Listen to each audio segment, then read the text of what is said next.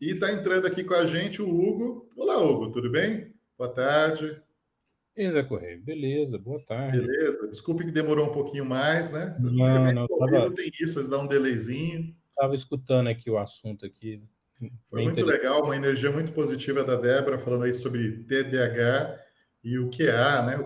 Como lidar com isso, né? Como ela tem conseguido se adaptar, superar.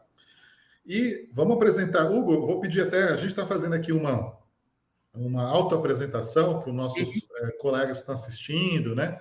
Que tem algum tipo de. Não estão nos vendo, né?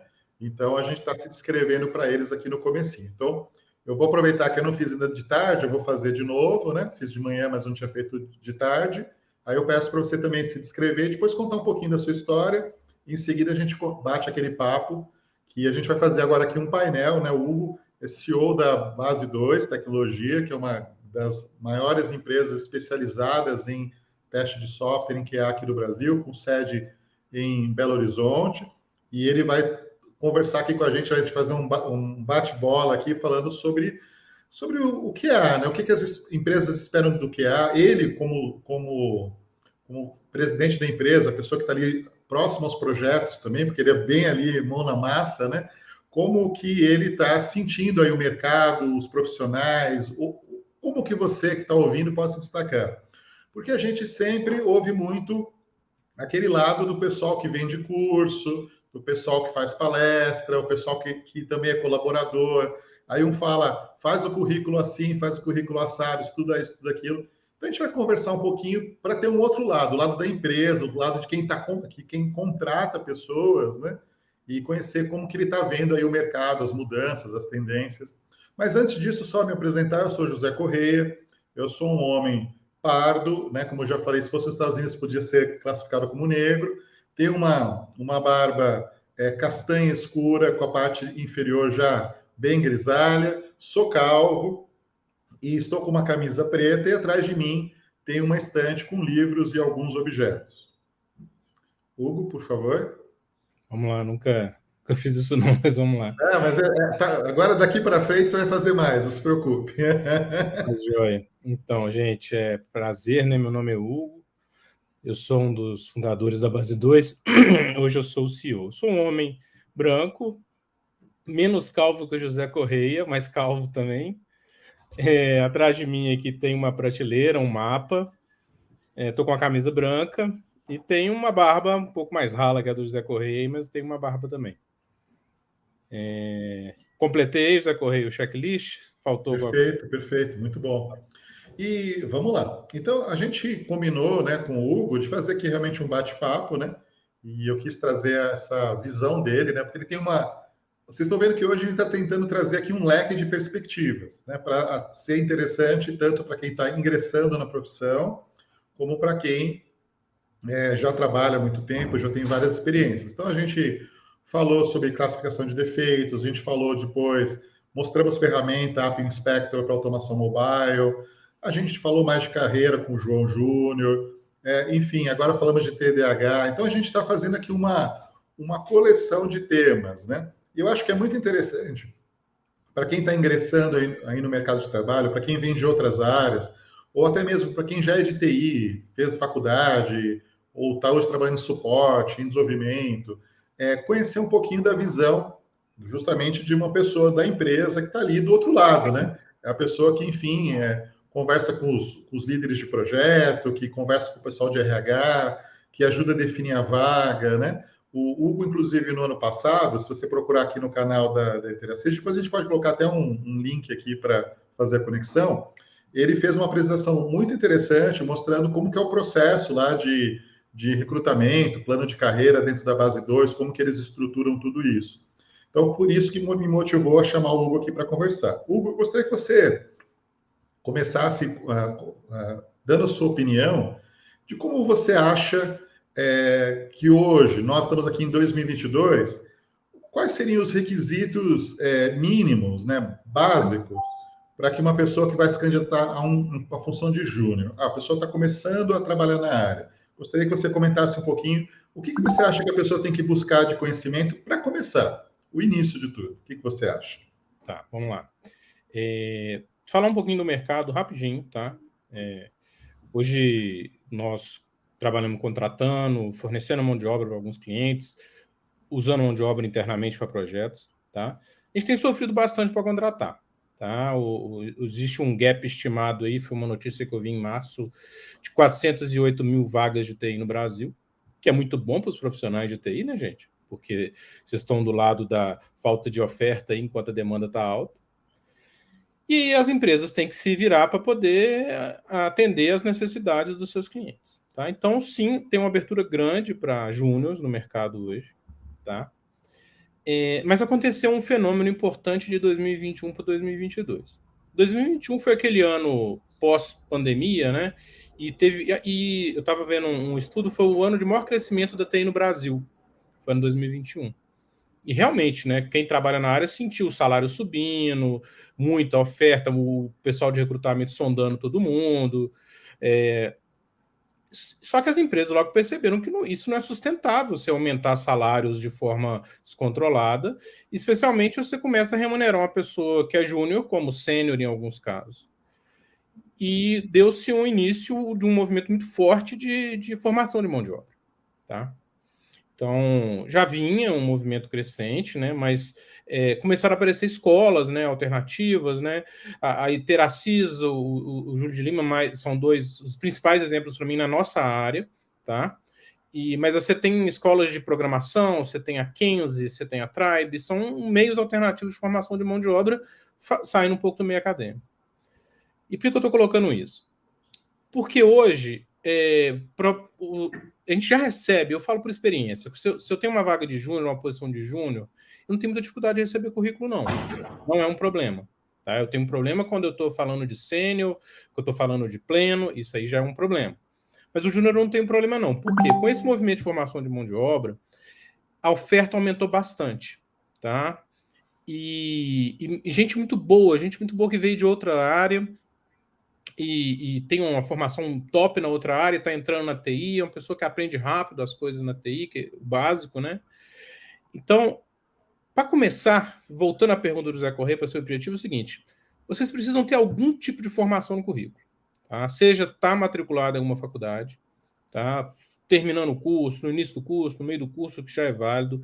Ter feito um curso desse de formação mais sólido aí, Teracis, Júlio de Lima, Kenzie, Tribe, pô, tem várias escolas aí, tem uma que chama Rocket City, se não me engano, né? Tem os bootcamps, né? Tem aquela empresa, a Digital Innovation One, ela promove muito bootcamp em parceria com a empresa. Então, assim, uma formação mais sólida. Você vem com um currículo de que você fez vários cursos no Udemy, participou de vários eventos, você está atrás dessas outras pessoas no nosso ponto de vista.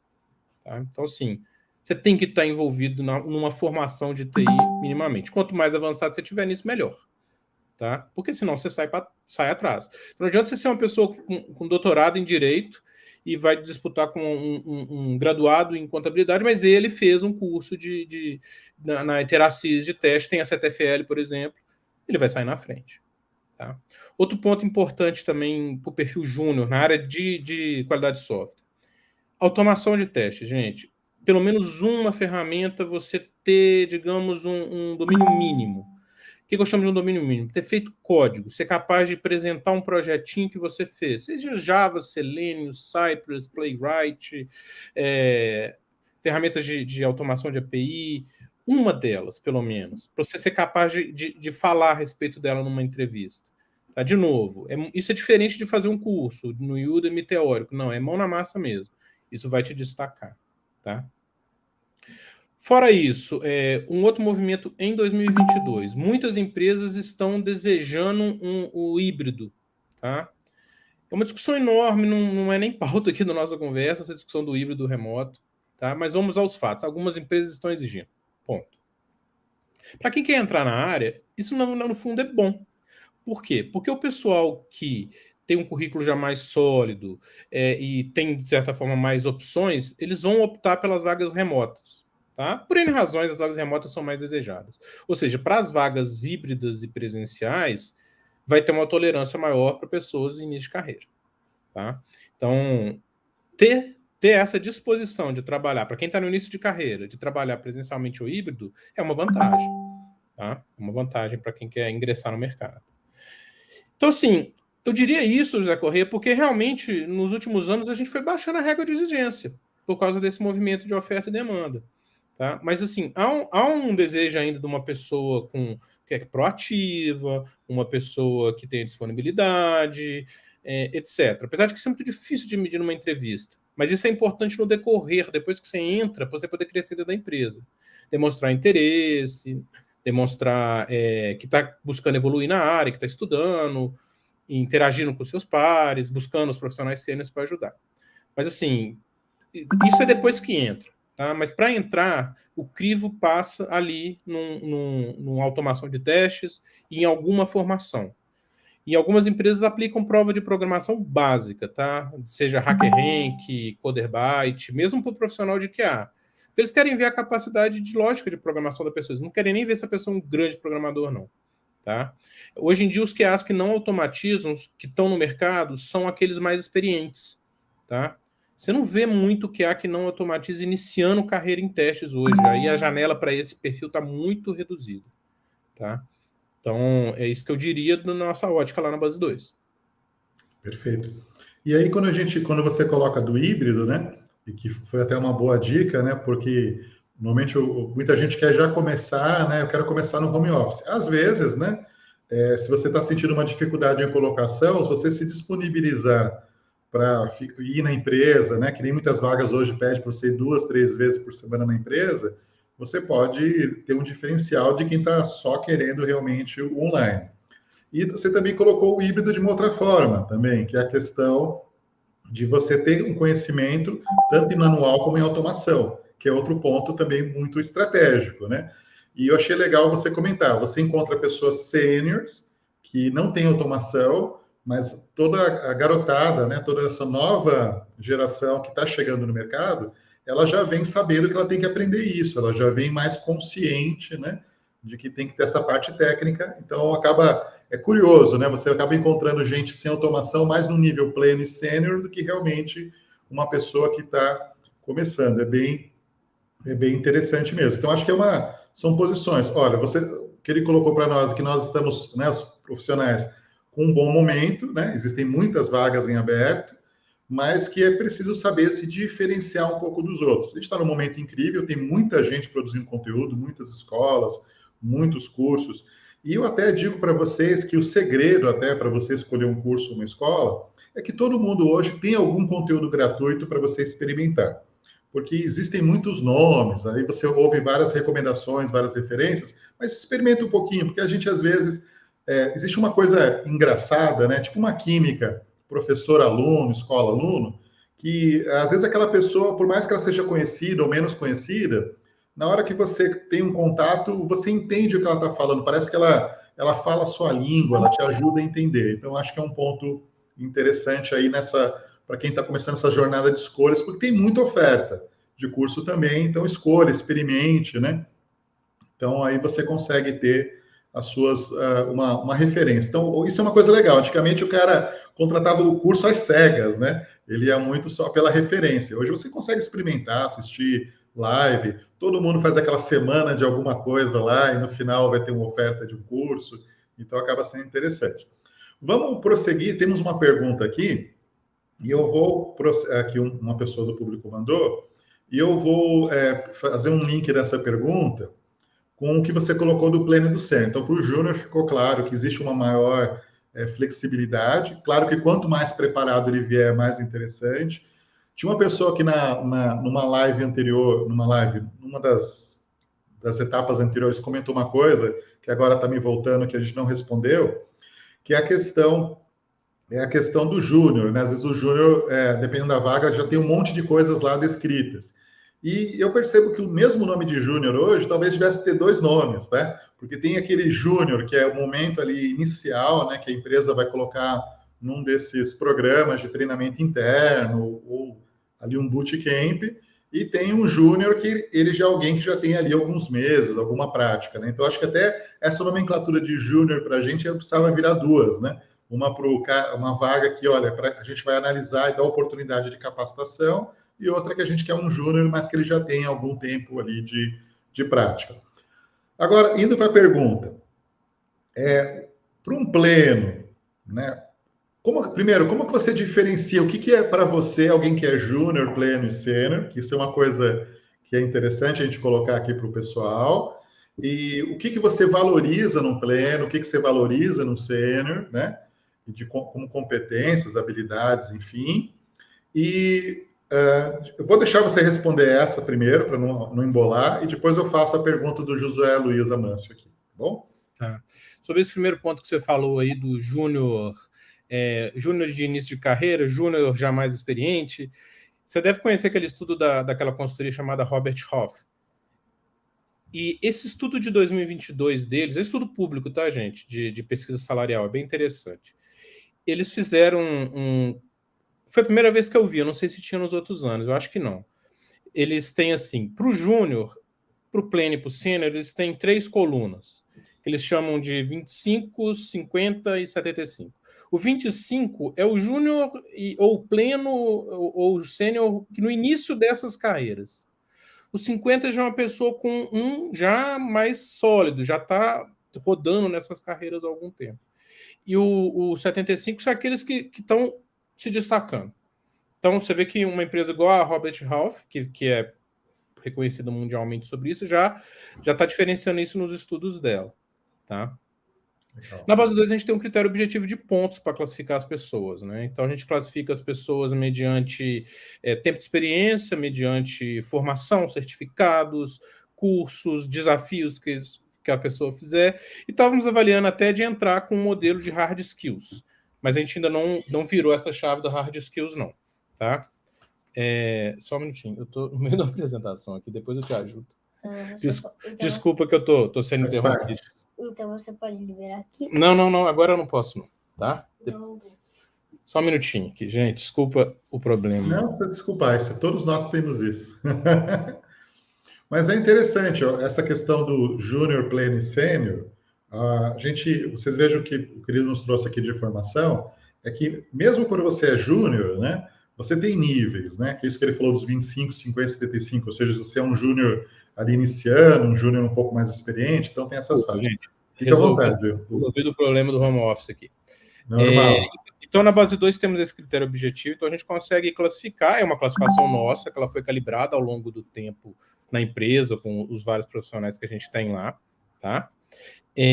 Mas, assim, em linhas gerais, o que vai convergir para um perfil pleno ou sênior? O tempo de experiência vai ter um peso importante, tá? O estudo, especialmente pós-graduação e certificações também vão ter um peso importante, tá? Então, vou tentar dar um exemplo aqui, ó. O pleno na base 2, ele tem que atingir 2.000 pontos.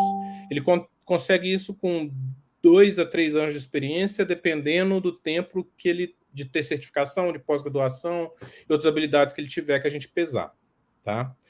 O sênior já precisa de uns 5 a 6 anos, tá? De experiência. Na pontuação, mais as certificações, a pós-graduação e outras habilidades, tá? E a experiência, gente, a gente pesa, por exemplo, experiência de dev e de QA tem o mesmo peso para a gente, mas a experiência de suporte vai ter menos ponto. E depende um pouco também da experiência de suporte, que tem um suporte que ele faz implantação, que ele faz consulta em banco de dados, etc. Tá? Então, eu estou dando um parâmetro aí de 2 a 3 anos para o pleno, de 5 a 6 para o sênior, só que hoje é bem complicado, tá? Porque isso varia muito de empresa para empresa e também de desejos salariais da pessoa, né? Mas a rigor seria essa referência. Claro que durante a entrevista a gente avalia como é que é a postura da pessoa, como é que são as respostas da pessoa, por exemplo, como é que ela conta as experiências dela, né? Eu tenho um amigo que trabalha para empresas no exterior, ele trabalha como recrutador, e ele me explicou o processo lá, e eu gostei bastante de ver que eles fazem eles querem saber o seguinte, dado que você participou num projeto, conta sobre esse projeto, o que você fez nesse projeto, né? O que você achou, o que você contribuiu mais. Então é uma forma de você ver que ele trabalhou muito tempo ali, o tanto que ele se envolveu de fato com aquele trabalho, tá? E as respostas dão um indicador de senioridade. Então a gente tem um critério objetivo, mas os recrutadores têm uma liberdade de falar, olha, apesar de estar apontando aqui que ele é júnior ou que ele é pleno, A verdade é o contrário. Ele é pleno, apesar da pontuação de júnior, e ele é júnior, apesar da pontuação de pleno. Isso pode acontecer. Tá? Mas a gente tenta ter um critério objetivo, porque isso diminui as distorções. Tá? Mas a rigor é isso. Mas, assim, tem gente com 2 anos de experiência aí que está, e talvez até de forma justa, demandando um salário de sênior. Né? O mercado está muito aberto a esse tipo de oscilação, esse tipo de variação. Perfeito. Não, e isso é fato. E é importante que as pessoas entendam que cada um de nós é único, né? Então, às vezes, um erro que as pessoas fazem é se comparar com o colega da mesa do lado e se comparar com alguém que ouviu falar que a pessoa teve aquele crescimento e tudo mais, né? Porque isso depende muito do momento que você está, do que você produz, dos resultados. E achei interessante você colocar dessa questão de descrever um pouco o seu projeto, as atividades, porque isso é uma maneira de mostrar realmente qual foi a sua participação, se você estava fazendo alguma coisa mecanicamente, ou se você estava realmente ali envolvido de uma forma mais próxima.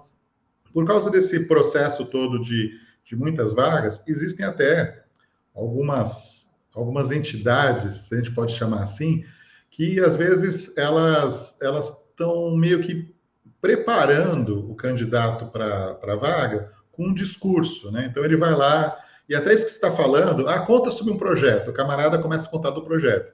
Aí você começa a perceber, acho que você já deve ter esbarrado nisso, que o cara tá ensaiado, né? Então ele tem um teatrinho ali que ele vai falando aquilo, mas não é experiência real. Então uma coisa que o próprio recrutador, que para ele está contando aquela história uma vez, 2 vezes, 3 vezes, mas para quem é recrutador na empresa, ele já ouviu tantos candidatos repetir aquela mesma ladainha, aquela mesma história, que o cara já saca, esse cara nunca trabalhou, né? Então, eu estou falando isso até como um alerta para o pessoal que às vezes está embarcando nisso, porque isso é uma coisa ruim, tá? É muito difícil que o recrutador, né, que já tem um pouco de experiência, que ele não perceba que você não tem experiência ou que você está mentindo. E aí você queima completamente aquela oportunidade, e às vezes não só aquela, mas até futuras oportunidades na empresa, né? Esse é um ponto importante. Legal. Vou trazer aqui a pergunta do José Luiz. Ele faz uma pergunta que não é sobre a base 2, mas é sobre aquilo que a gente vê às vezes nas vagas, tá? Você já deve ter visto isso também, né? Que a vaga pedir muita coisa. Isso acontece.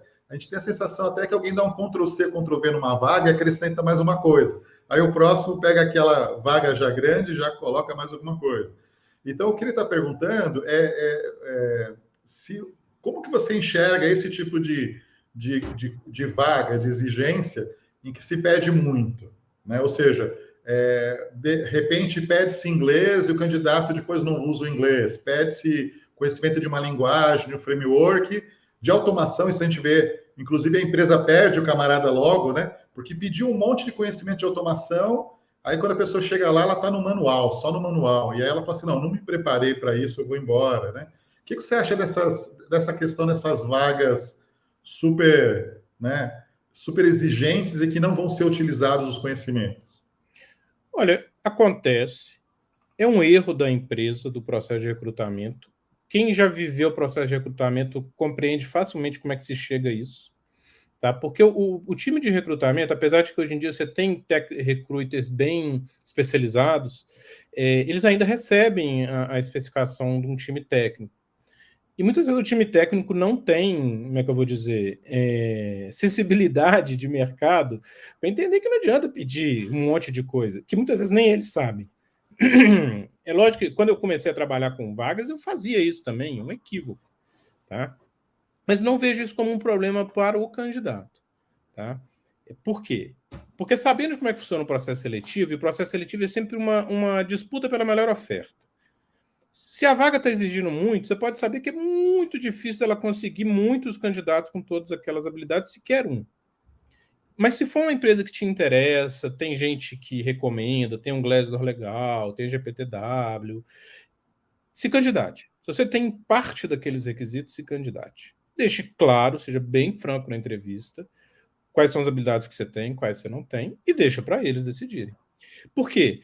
Ao fazer isso, primeiro você se candidata para aquela vaga, mas você entra no radar deles. Porque outras vagas podem aparecer e aquela mesma vaga eventualmente vai baixar a régua. Ou seja, vai estar dentro lá. Então não vejo isso como um problema para o candidato, não. eu vejo isso como um problema maior para a empresa. Por quê? Por isso que o José Corrêa falou. Se ela pede automação e não usa automação, gera uma frustração, tá? Se ela pede inglês e não usa inglês, gera uma frustração. E aí, além do candidato ficar frustrado, ele pode ir embora, né? Em pouco tempo da empresa, com o mercado competitivo como está. Mas é um erro também porque dificulta demais o recrutamento. Os tech recruiters sofrem muito com isso, porque eles não recebem candidatos. Eu não estou nem falando, gente, daquelas que são memes, não, tá? Estou falando de uma vaga normal, que tem um nível de exigência elevado, mas não é no beiro ridículo, não, tá? Mas, assim, eu não vejo isso como um problema para os candidatos, não. Na verdade, os problemas hoje estão todos em quem recruta, e não em quem... É verdade, né? Inverteu o lado da mesa, né? Inverteu. Verdade. Inverteu tanto que tem não sei se você viu, só abre um parêntese, tem uma plataforma chamada Hired, que ela isso não lembro agora qual país, onde você, candidato, coloca o seu currículo lá, sua pretensão salarial, e as empresas se candidatam a você, e você decide com quem você quer conversar. Eu não sei até quando isso vai funcionar, mas é sinal dos tempos, né? Imagina você ter essa prerrogativa, né? Eu diria assim, por uma precaução, eu vejo hoje uma seguinte situação. Comparando, viu, gente, o que eu vou falar, eu sou uma pessoa eu sou muito sincero, eu vou falar uma coisa e entenda de uma maneira positiva. Os salários subiram muito, tudo bem? Não é que as pessoas não mereçam, tanto que está sendo pago e está sendo encaixado nos projetos e tudo bem. Mas, meus amigos, se surgir qualquer coisa disruptiva, tudo bem? Que a gente está falando hoje de inteligência artificial, ainda está distante. Mas, olha, gente, essas coisas acontecem muito rápido. Em 2010, eu estava participando de um TDC, que é um evento, né? E o pessoal pediu para prever o futuro, né? Uma coisa que é ruim pra caramba, né? De se fazer. E a gente lá na mesa que estava participando, a gente falava em 2010 que a tendência era automação. E aí, quando perguntaram para nós qual era... Quando que a gente achava que isso ia virar, teve gente que falava 5 anos, 10 anos. Então, 2015, 2020. Gente, virou em julho de 2013. Eu sei porque a gente está sempre envolvido nesse processo. Foi em julho de 2013 que virou automação no Brasil. Era na época daquelas manifestações não era a Copa do Mundo, é aquele evento que tem antes da Copa, um ano antes, né? Copa das Confederações. Naquele julho de 2013, a gente teve a turma 66, né? Até um número emblemático, e ali mudou, as vagas mudaram a pedir automação, as empresas começaram projetos de automação, ali mudou o jogo. Então a gente às vezes acha que é uma coisa, isso aqui é uma mudança em inteligência artificial, isso é uma mudança para 5, 10 anos, aí alguém lança um framework, alguém lança uma biblioteca, um conjunto de serviços, alguém lança uma coisa que estava totalmente fora do radar e tudo muda. Então, o que eu diria para todo mundo que está entrando no mercado, ou já está trabalhando no mercado, é para você ficar bem atento ao que está surgindo, as tendências, e para você aproveitar esse tempo para você investir na sua qualificação. E eu não estou falando nem de você vir fazer curso na Interassist. Estou falando de você investir tempo na sua... Pode ser até com conteúdos gratuitos em outros lugares, mas você precisa aproveitar que agora você tem recursos, que está mais fácil de conseguir entrar na área, que está mais fácil de ganhar bem, de ter recursos, para investir na sua qualificação em relação a essas tendências, tá?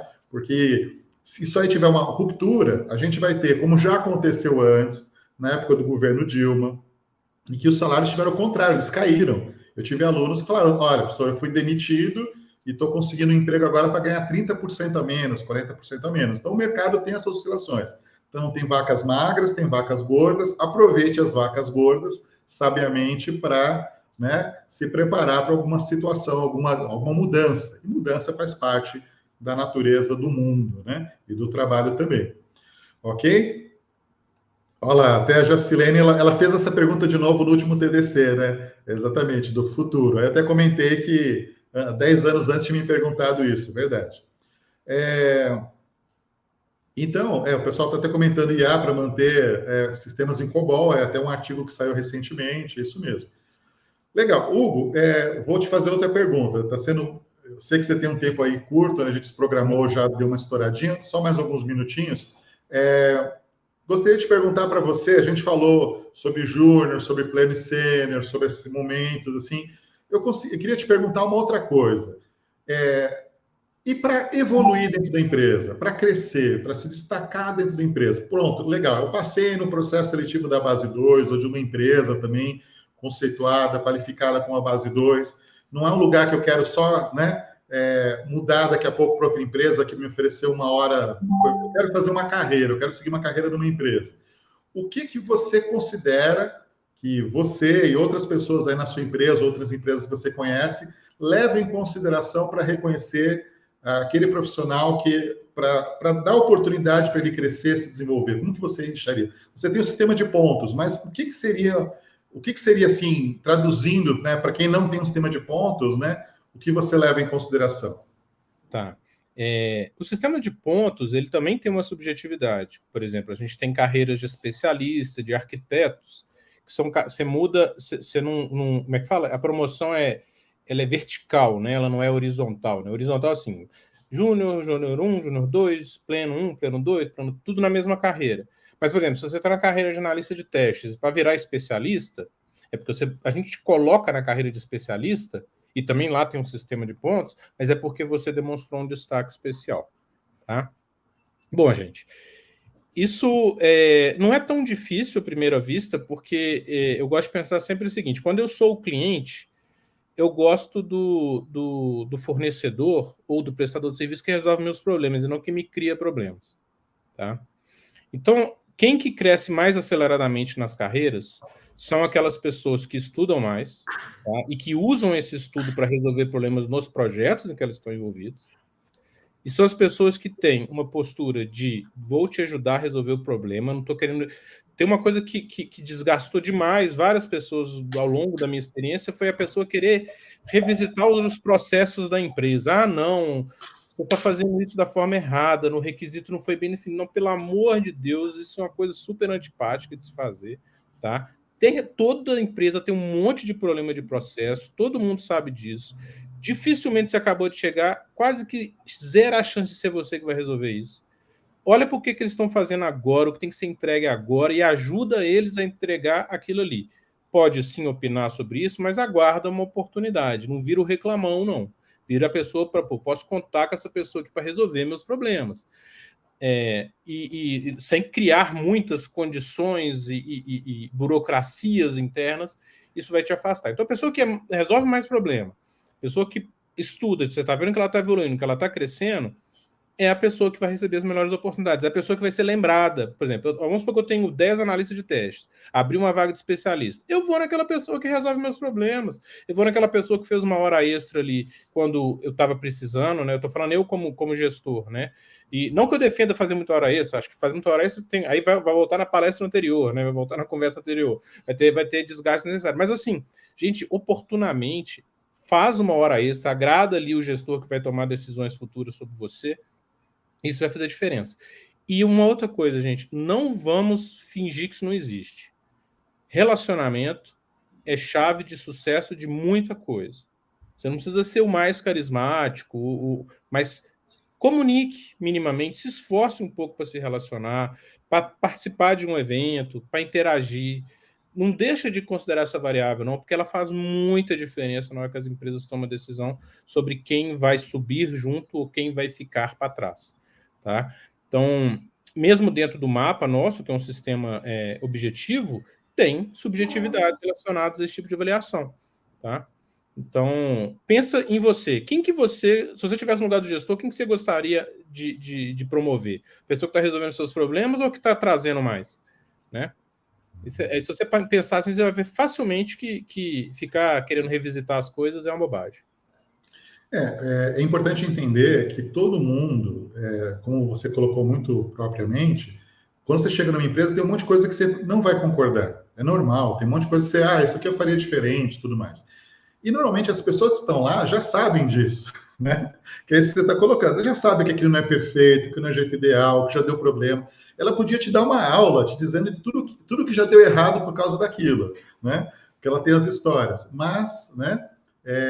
Você pode realmente chegar lá e, em vez de ser mais uma pessoa que vem reclamar, que vem dizer alguma coisa, você vai lá e coloca, pega para si, né? Eu vou pegar para mim esse desafio e vou pegar para resolver. Isso realmente é muito marcante, né? E eu brinco, você falou o negócio de mostrar que você está estudando, né? Eu sempre conto para os alunos uma coisa engraçada que aconteceu comigo quando eu me tornei gerente na primeira empresa que eu passei.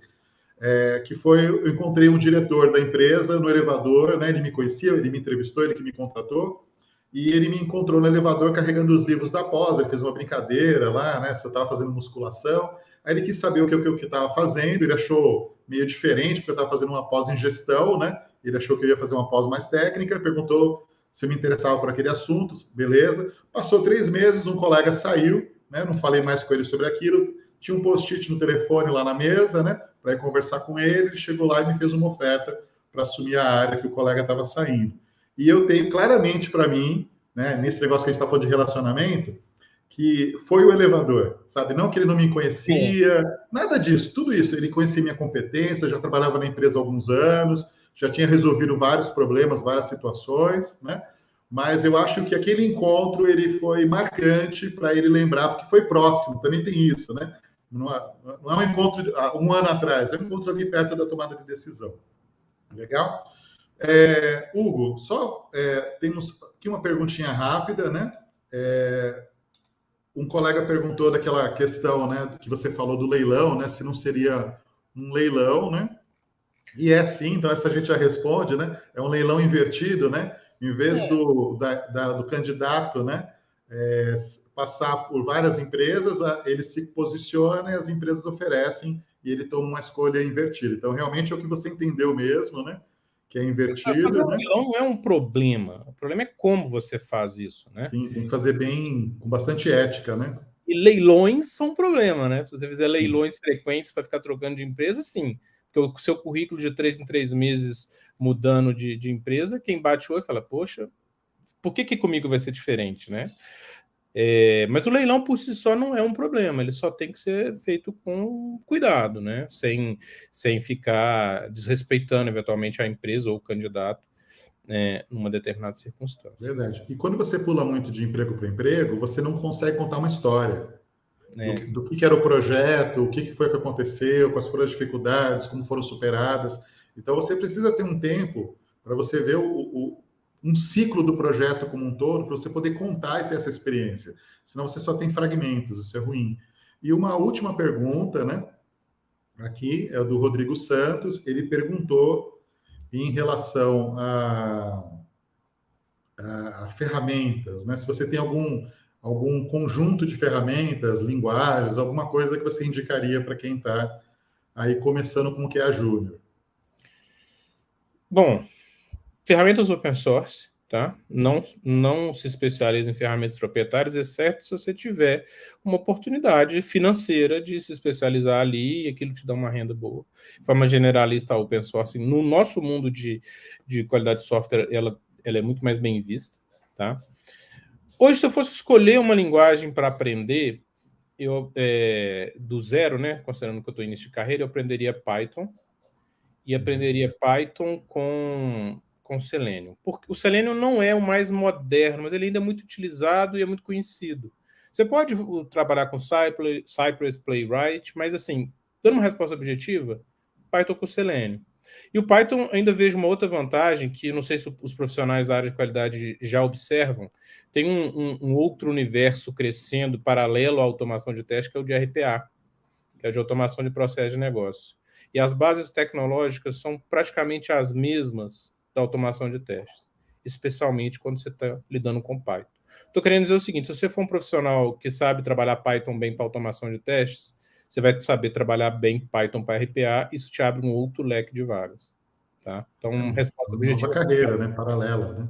Python com Selenium seria a minha escolha hoje. Perfeito, perfeito. Muito bom. Gostaria de te agradecer, Hugo, pelo seu tempo. Sei que é bem corrido aí no dia a dia da Base 2, mas foi um prazer poder ouvir vocês. Acho que o pessoal gostou, porque a gente, normalmente, nas lives, nos conteúdos que você tem no YouTube, você tem uma outra perspectiva, né? Que é a perspectiva do colega de trabalho, ou como a gente colocou, do professor, do curso.